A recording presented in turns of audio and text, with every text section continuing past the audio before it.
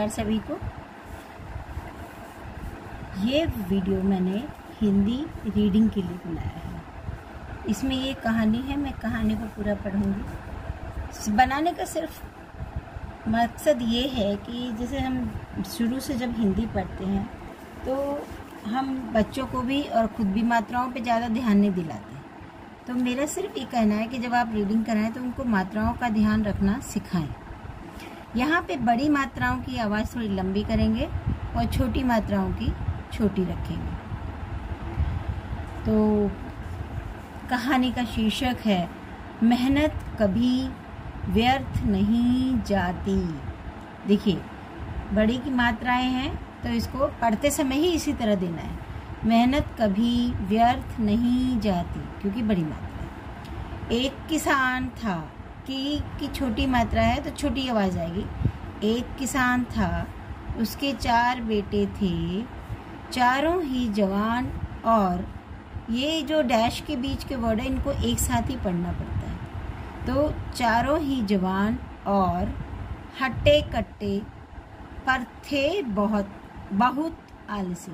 अब बच्चे शुरू से बहुत करने लगे हैं। अब बहुत में देखो ओ की मात्रा की साउंड आती है, जबकि बहुत होना चाहिए। तो शुरू से सही रीडिंग करने की आदत बच्चों को डालनी चाहिए। तो बहुत आलसी, काम धाम, यहाँ पे भी डैश है तो एक साथ पढ़ा जाएगा। काम धाम कुछ करते नहीं थे, पिता के धन को मौज मस्ती में उड़ाना ही उनका काम था।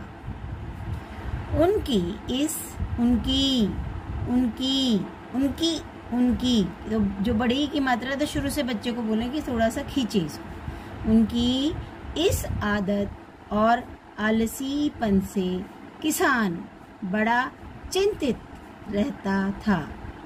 वह यही सोचता रहता था कि मेरे बाद इनका क्या होगा।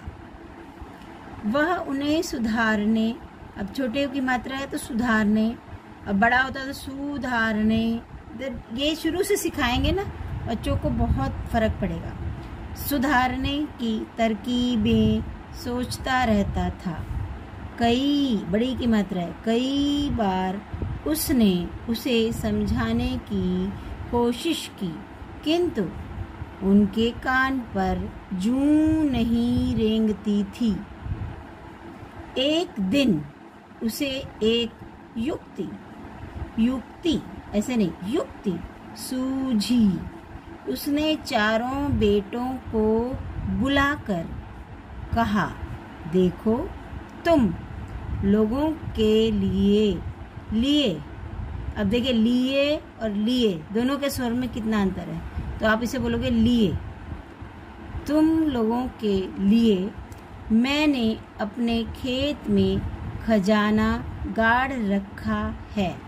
तुम लोग खेत को खोद डालो और उस खजाने को निकाल कर नहीं, निकाल। इस जैसे छोटी की मात्रा में साथ वाले शब्द को खींच लेना है और इसकी आवाज़ ऑटोमेटिकली छोटी हो जाएगी। जैसे निकाल कर या निकाल कर की जगह निकाल कर आपस में बांट लो। दूसरे दिन बड़े सवेरे चारों भाइयों ने खुदाई शुरू कर दी।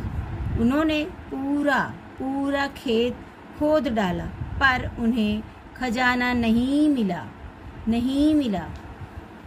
देखिए, अब ये नहीं में बड़ी की मात्रा को पे स्ट्रेस है। इस वाले शब्द वर्ण को थोड़ा नहीं ध्यान देना, तो नहीं हो गया, नहीं, इसकी छोटी आवाज़ रखनी है। निराश होकर वे अपने पिता के पास पहुँचे। पिताजी, हमने पूरा खेत खोद डाला, पर हमें खजाना नहीं मिला। कहीं आपने हमसे झूठ तो नहीं कहा? किसान ने जवाब दिया, नहीं बेटा, मैं भला झूठ क्यों बोलूँगा? खजाना तो वही है। यदि आज नहीं मिला तो विश्वास रखो कल अवश्य ही मिलेगा। मेहनत कभी व्यर्थ नहीं जाती। तुम लोगों ने खेत की बहुत अच्छी खुदाई कर दी है।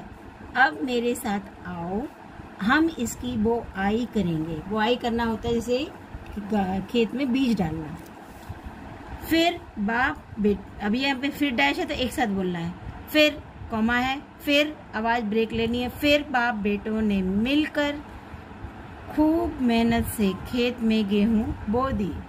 उस साल बरसात भी अच्छी हुई और खेत में खूब अच्छी पैदावार हुई।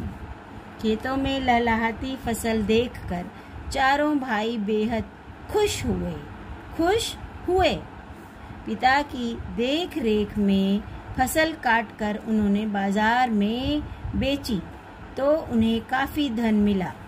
पिता ने वह धन उन चारों में बराबर बराबर बांट दिया और कहा, मेरे बच्चों, देखिए अगर इस तरह से तो आवाज में भी वो टोन आनी चाहिए, मेरे बच्चों, यही वह खजाना है जो तुम्हारी मेहनत से मिला है।